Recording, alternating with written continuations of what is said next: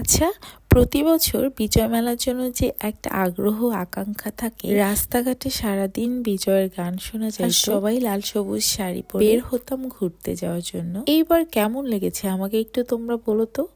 আমার তো অনেক বেশি বোরিং লেগেছে, তারপরও নিজেকে বোরিং লাগাতে দেই নাই, কারণ বাইরে মোটামুটি একটা আমেজ ছিল, কারণ সবাই তো চাচ্ছিল যে বিজয় উল্লাস করবে, কিন্তু আমরা তো সেটা করতে পারি নাই, এই জন্য আসলে মনটা একটু খারাপই ছিল।